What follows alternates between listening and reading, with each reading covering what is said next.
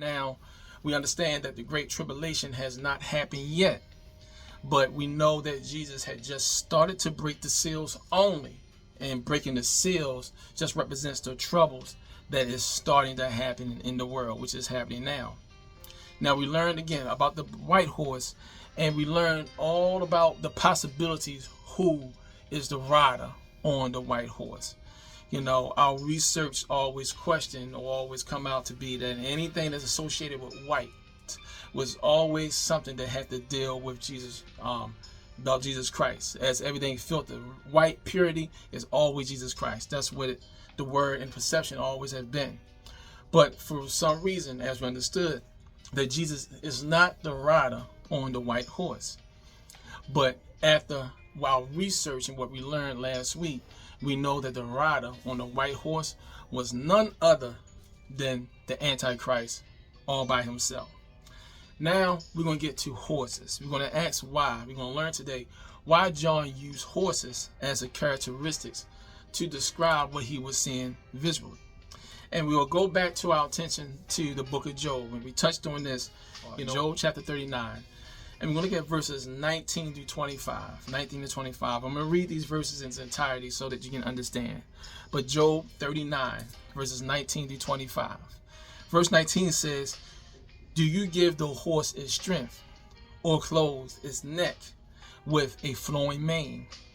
Do you make it leap like a locust, striking terror with all pure snarling?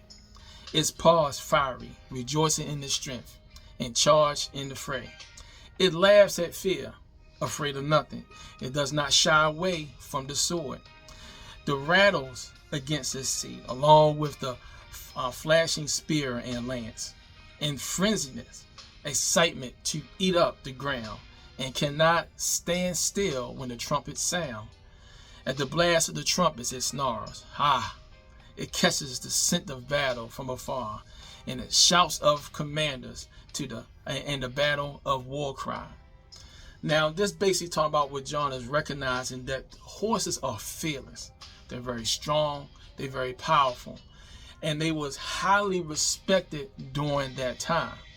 Now, today when we look at horses, we look at use horses for agricultural reasons and Pimlico, races, they have Universal Soul Circus, and petting zoos. That's what we look at horses, as that, just like a little cute little animal that's really big and have all these muscles. And so the horses are really today are slept on for the most part about their abilities. And they are so amped up that when a horse starts to run, the only order that it has is that it will, if it's ordered to stop, or a horse will keep running until they die. Literally, until they die. Now, to understand how long, talking about the terrors, the situations on the earth, the horse also represents knowing that they can run until they die. It basically talking about that the circumstances that we're seeing in the earth, it will continue going on until it dies out. The situations in the world that we're facing with now is not something that necessarily can be put on hold or stopped. I mean, certain things can be stopped, but for the most part, circumstances just have to end on its own, and it will go until that circumstance dies out. And so this is another relation to why John used the horse, not just because of their power, but for the fact of how they will continue to go if they not controlled, that they will go until they die. Whatever long or how long the circumstances that we're facing in this world, it will continue till it dies out. Now, depending on the situation, horses will run or they'll trot for a significant amount of time with, I would say, a consistent power and consistent strength. Also, what John could also remember of what Zechariah's vision, when he witnessed, check this out, when Zechariah witnessed the colors of the horse, as he witnessed that. And you'll find this in Zechariah chapter 1, verses 8 through 10. Zechariah chapter 1, verses 8 through 10. Verse 8 says, "During the night I had a vision, and there before me was a man mounted on a red horse. He was standing amongst a tree in a ravine. Behind him were, check this out, a red, a brown, and white horses. This is where the colors come from. This is what John is referencing. In verse 9, I asked, what are these, my Lord? The angel who was talking with me answered, I will show you what they are. Then the man stood amongst the trees and explained, there are the ones the Lord has sent to go, check this out, throughout the world.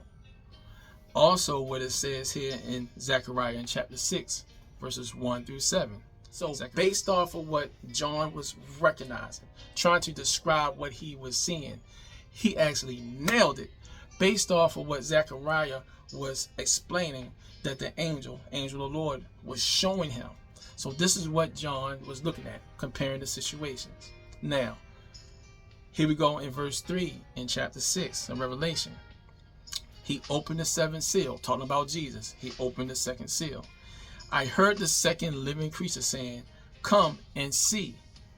Another fiery red horse went out, and it was granted to be the one who sat on it to take peace from the earth, and that the people should kill one another. And there he is giving him a great sword. Now,